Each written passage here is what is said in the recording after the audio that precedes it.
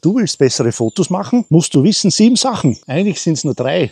Und das ist nicht dabei. Ich erzähle dir heute von 3 falschen Glaubenssätzen, Fallstricken oder einfach Lügen, die dich daran hindern, bessere Fotos zu machen. Du wirst überrascht sein. Und da sind wir auch schon beim ersten Glaubenssatz, den wir alle, ich auch, ganz schnell aufsitzen.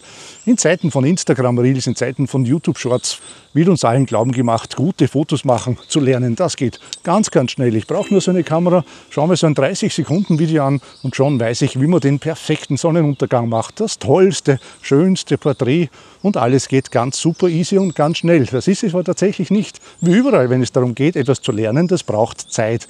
Und braucht Zeit heißt, man begibt sich eher, wenn man was Neues lernt, auf einen Marathon, nicht auf einen Sprint. Und wenn man dich aber glauben machen möchte, es handelt sich um einen Sprint, dann passiert Folgendes. Du versuchst diese neue Sache zu machen, glaubst, es ist ein Sprint, erkennst, es ist ein Marathon. Was muss dann natürlich passieren? Naja, du gibst zu früh auf, ganz klar. Dir geht die Puste aus, du kommst nicht weiter. Oder eine zweite Sache, die passieren kann, wenn du glaubst, fotografieren lernen, das geht super easy und ganz schnell, ist, dass du beim Fotografieren das zwar tust, aber drauf kommst, eigentlich produzierst du nur Durchschnitt. Du schaffst nicht, die Fotos so zu machen, wie sie in diesen 30-Sekunden-Videos gezeigt werden. Das führt natürlich dazu, dass du demotiviert wirst. Du bist frustriert, du schaffst das nicht und bist unzufrieden mit deinen Ergebnissen. Das führt natürlich auch dazu, dass du zu früh aufgibst. Und das führt uns gleich zum nächsten Glaubenssatz, den du aufsitzt. Du siehst ja die ganze Zeit, dass alle ganz easy und ganz schnell super Fotos machen können. Also gehst du davon aus, alle können tolle Fotos machen, nur ich kann es nicht. Du vergleichst dich mit anderen, du gehst davon aus, jeder kann das, nur ich selbst kann das nicht. Und das ist natürlich auch ein verheerender Glaubenssatz, denn der führt entweder dazu, dass du eine völlig falsche Attitude entwickelst, nämlich ein sogenanntes statisches Mindset. Beim statischen Mindset, da geht man davon aus, alle, die das können, die haben quasi Talent dafür, die sind dazu geboren, tolle Fotos zu machen. Da ist es mehr oder weniger Gott gewollt. Für mich selbst hat es das Schicksal leider nicht so gut gemeint. Ich habe das Talent nicht, daher kann ich keine tollen Fotos machen.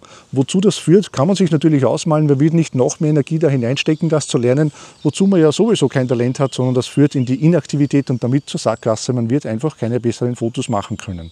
Oder aber man versucht einen ganz anderen Weg, nämlich aus Selbstschutz geht man ein bisschen in den Selbstbetrug und sagt, naja, ich könnte ja schon auch so tolle Fotos machen, wenn ich nur auch so ein super Studio hätte oder so ein tolles Model oder so eine tolle Fotoausrüstung oder was auch immer. Das heißt, man geht ins Außen, man sagt, ich könnte es ja schon, aber ich brauche dazu irgendetwas. Und da gibt es wieder 2 Möglichkeiten, wie man darauf reagiert. Entweder, ihr könnt sich wahrscheinlich schon denken, in dem sogenannten Gear Acquisition Syndrom, das heißt, man beginnt irgendwelche Dinge zu kaufen, weil man sich davon erhofft, wenn ich das habe, wenn ich diesen Blitz habe, diese Lichtanlage, diese andere Kamera, das Objektiv, ja dann mache ich endlich richtige Fotos, richtig gute Fotos. Aber niemand hat jemals bessere Fotos gemacht, nur weil er sich ein neues Ausrüstungsstück gekauft hat. Im Gegenteil, dieses neue Ausrüstungsstück bietet ja wieder neue Möglichkeiten. Wenn ich die nicht beherrsche, dann werde ich mit der neuen Kamera, mit der neuen Ausrüstung nicht einmal die Fotos zusammenbringen, die ich mit der alten gemacht habe. Das heißt, das führt wieder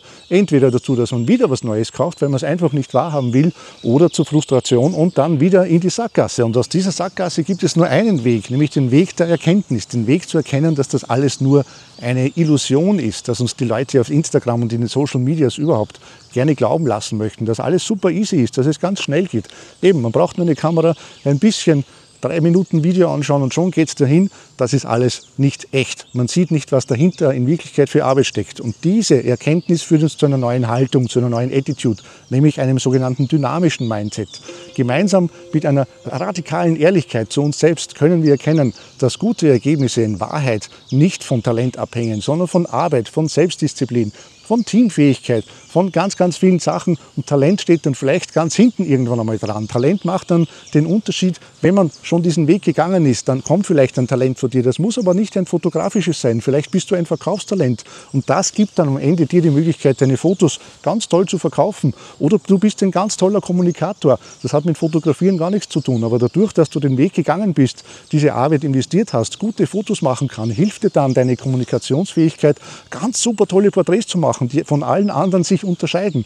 Aber das Talent steht nicht an erster Stelle, sondern der Einsatz von dir, das steht an erster Stelle. Und gemeinsam mit dieser radikalen Ehrlichkeit zu dir selbst kannst du dann erkennen, okay, ich bin vielleicht noch nicht gut genug. Und auch dieses noch Du weißt ja nicht, wie weit du noch gehen musst, dass du wirklich gute Fotos machen kannst. Daher ist es auch völlig egal, wann du zu dieser Erkenntnis kommst. Wichtig ist, dass du sie irgendwann hast, dass du sagst, ich bin noch nicht gut genug und dann im zweiten Schritt identifizierst, ja, wo muss ich mich denn verbessern und dann dort zielgenau hingehst und erkennst, woran gearbeitet werden muss und vor allem in die Aktivität kommst. Aber da gibt es noch einen Fallstrick, den wir beachten müssen und das ist ein Fallstrick, eine Falle, in die ich ganz ehrlich gesagt selber ganz gern hineintappe, wo ich mich immer bei den Ohren nehmen muss, bei der Nase nehmen muss und aufpassen, dass ich da nicht hineintappe. Denn wenn wir schon in der Aktivität sind, dann gibt es da noch ein ganz großes Problem. Unser Gehirn ist nämlich irrsinnig gut dabei, effizient mit Energie umzugehen. Und es will dir sehr gerne vormachen, dass das Beschäftigen mit einer Sache schon quasi das am Weg sein ersetzt. Also Auseinandersetzung ist Umsetzung und das stimmt nicht. Was meine ich damit? Naja, man findet sich da ganz gerne vor dem Rechner und hat eine Playlist aufgestellt mit 20 YouTube-Videos, dann hört man Podcasts und hat ein Fotobuch am Nachtkästchen liegen, wo man immer wieder hineinschaut und man glaubt, man ist ja schon am Weg, man ist ja schon dabei, bessere Fotos zu machen und man geht davon aus, ja beim nächsten Urlaub, da werden dann die Fotos alle ganz toll werden. Was man aber dabei nicht macht, man kommt nicht ins Tun. Man schaut sich nur Dinge an, aber in Wahrheit wird man vom Tun abgehalten und letztendlich ist es, wir wissen es, nur die Übung, das Machen, das Tun, das uns verbessert, nicht das Lesen. Man kann nicht durch Lesen schwimmen lernen, man kann nicht durch Lesen klettern lernen und man kann auch nicht durch Lesen oder durch Anschauen von Videotutorials fotografieren lernen. Dazu muss man hinausgehen und man muss es tun. Und eine zweite Falle gibt es noch in dem Zusammenhang und auch da muss ich sagen, diese Falle ist auch eine, in die ich selbst immer wieder ganz gerne hineintappe. Ich schaue mir Videos an, ich mache mir Listen, schreibe nebenbei auf, was mir alles quasi in dem Video gelernt worden ist, was alles wichtig ist. 2 Tage später habe ich überhaupt schon vergessen, dass ich das Video überhaupt angeschaut habe, geschweige denn, dass ich die To-Do-Liste anschaue. Ich bin schon wieder beim nächsten Video und habe überhaupt nicht umgesetzt, was in dem ersten Video eigentlich mir gesagt worden ist. Das heißt, ich baue mir To-Do-Listen auf, die ich eigentlich nie abarbeite. Ich komme nie ins Tun, weil ich immer nur irgendwelche Videos anschaue und mir wieder anschaue, ja, wie geht's denn? Wie mache ich bessere Fotos? Wie mache ich bessere Videos? Aber ich komme nicht ins Tun, weil ich gefangen bin in diesem falschen Glaubenssatz, Auseinandersetzung ist Umsetzung. Es geht also nicht darum, neue Erkenntnisse zu sammeln, ständig neue Erkenntnisse zu sammeln, sondern es geht irgendwann einmal darum, auch Erfahrungen zu sammeln. Erfahrungen im praktischen Tun, im Zurhandnehmen der Kamera und wirklich im Umsetzen. Jetzt klingt das vielleicht ein bisschen komisch, wenn ich als jemand, der YouTube-Videos macht und eigentlich ja will, dass du von mir mehr Videos anschaust, sagst, geh hinaus, mach das. Aber vielleicht hast du in meinen anderen Videos schon gesehen, mir geht es in erster Linie darum, zu zeigen, wie schön es draußen ist, zu fotografieren und euch dazu zu bringen, wirklich hinauszugehen, zu fotografieren, ganz egal, wo auch immer du wohnst, wo du auch immer lebst oder dich gerade befindest. Und wenn du auch gerade unzufrieden mit deinen fotografischen Ergebnissen bist, dann geht es nicht darum, weitere 10, 15 Videos anzuschauen. Nimm dir vielleicht ein Video, das ich dir gleich im Anschluss zeigen werde.